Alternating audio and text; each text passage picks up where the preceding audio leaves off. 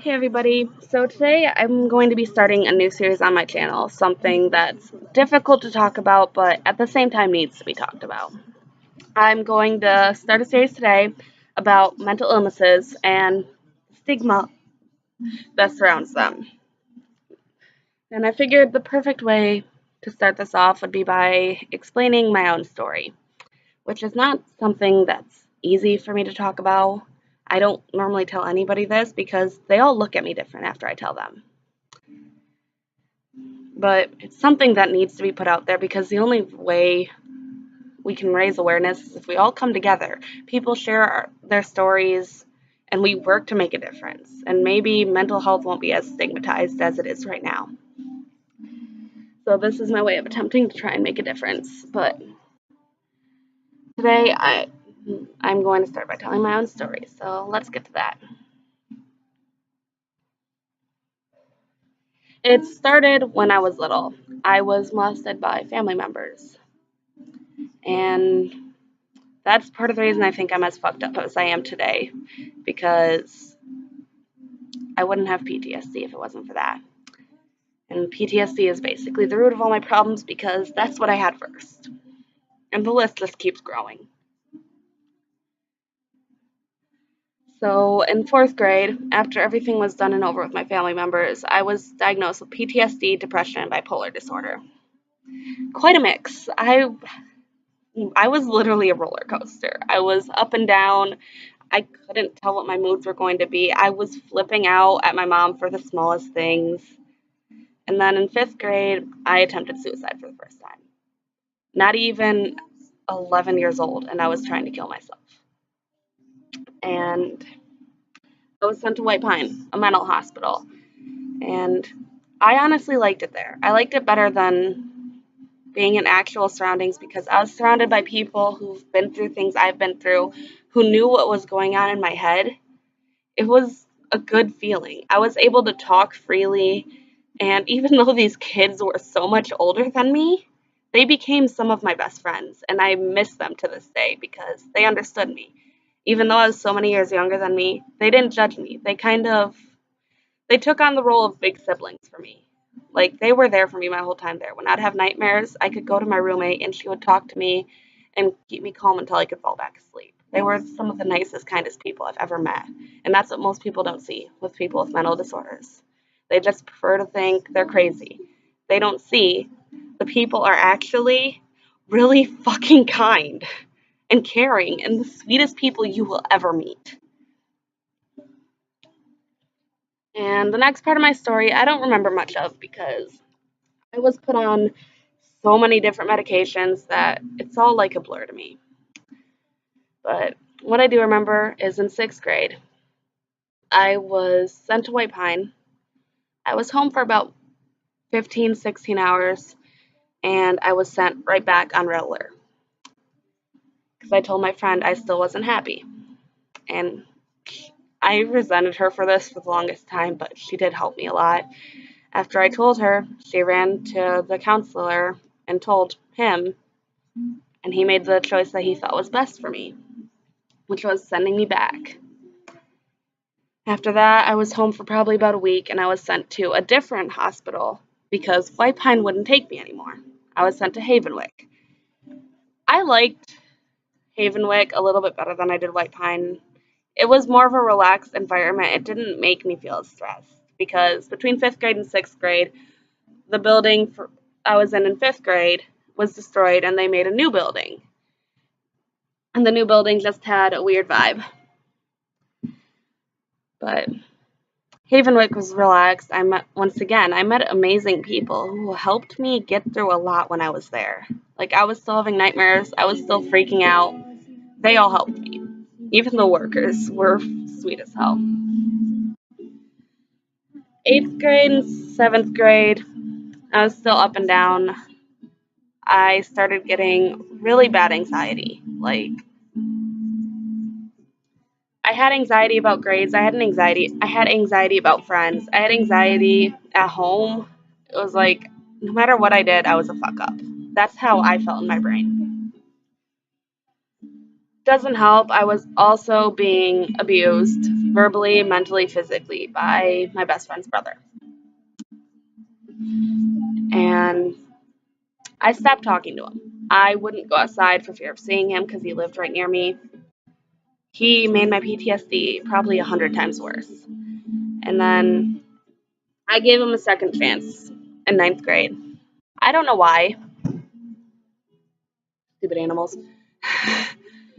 But I decided to give him a second chance, and that was probably the worst mistake of my life.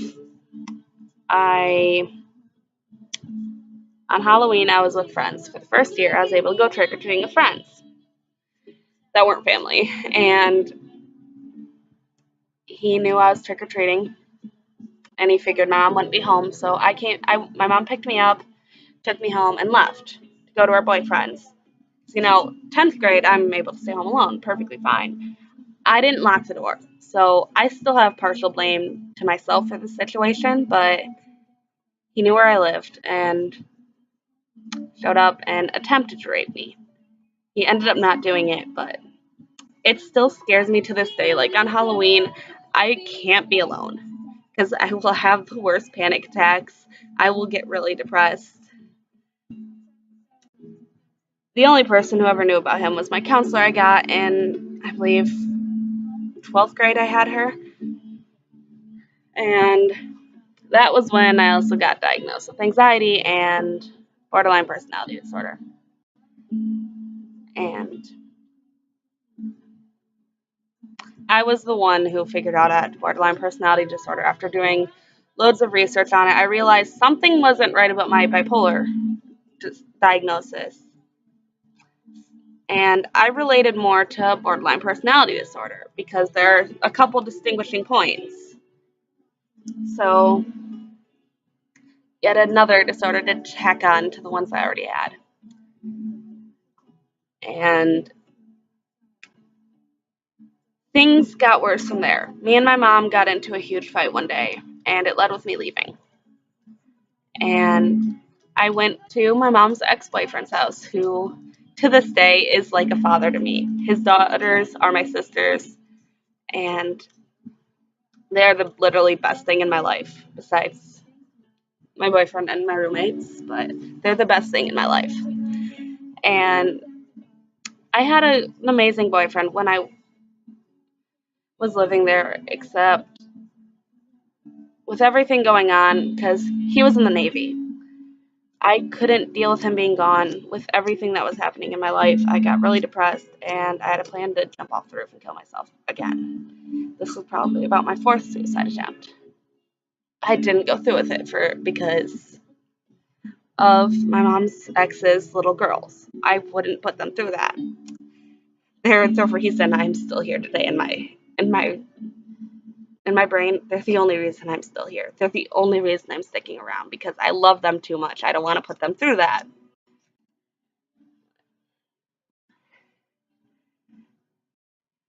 Then later that year, an old boyfriend from camp and me reconnected and we got back together. Something about him changed. He was abusive and he ended up going to jail. I was pregnant with his kid, and my logic with that was if nobody knew, I easily could leave, get out of the abusive relationship, get away from everybody, and start my life over. That probably wasn't the smartest decision because I was still homeless at the time. I was living with his family. I was bouncing around. And and I ended up having a miscarriage.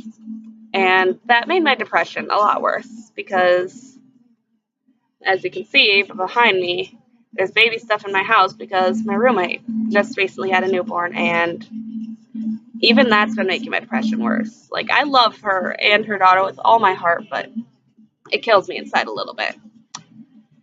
But things didn't get better from there. I kept getting abused. I was raped by my fiance at the time. And then I met one of my best friends to this day. After me and my ex-fiance broke up, I met one of my best friends. He saw my scars and never judged me. He told me I shouldn't do it, and it honestly helped me a lot. Like, I put off cutting for the longest time. Then me and him got together and broke up, and it was a horrible situation.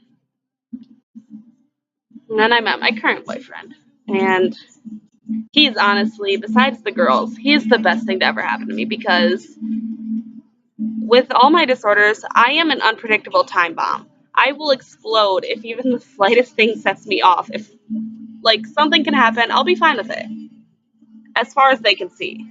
It kills me on the inside, but something else will happen and I will just start freaking out. And he knows how to put up with that. He'll notice I'll have nightmares in my sleep, and he wakes me up and tries to calm me down. And it helps me. But I still have good days, and I still have bad days. My most recent bad day was a couple days ago. I don't know what exactly set it off. There was just too much going on. I was under extreme stress, and I tried to commit suicide for the fifth time in my life. And I'm lucky my roommate was home because if she wasn't, I probably wouldn't be here right now. Because at that point, I was just done with everything. And the only reason I'll talk to my roommate is because she understands what I'm going through. I don't have people I can just, go and talk to.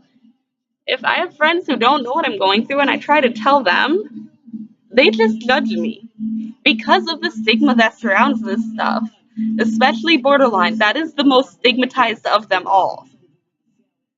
And it kills me because if I could talk about this stuff like I am now, maybe I can start healing myself so I can get better. And I can't do that. I'm trying to start right now, which is why I'm making this series so people can, feel more open to share. Because if people are more open to share, maybe things won't always be this bad where people are afraid to, tell their friends, hey, I'm depressed. I'm about to commit suicide. Can you please come talk to me? Most people don't have that. And, they actually complete it. And we lose so many people because of it. And I don't know. It's just an overall sucky situation. We don't choose to get the problems we have. If I could have chosen, I wouldn't have choose to be diagnosed with all that I am. It makes me who I am, yes, but at the same time, it's the worst possible situation somebody could be in because you can't talk. Your moods are so random. There are days, how I could tell I was close to a breakdown. There was one day I literally could not leave bed. I slept for over 24 hours because I could not bear to get out of bed. There are days when I will get like that. There are days when I'll be happy. I will be running around. I'll be excited. And then the next day, I can't get out of bed. But this is probably where I'm going to cut off this video. I will go deeper in depth in different disorders, but I got ADHD too. I forgot about that one, but that's another thing I'm diagnosed with. But I'm going to end this video by saying, talk to your friends. Don't judge them. Let them know they can come to you if they're having issues, because if it wasn't for the friends I have, I probably wouldn't be here today.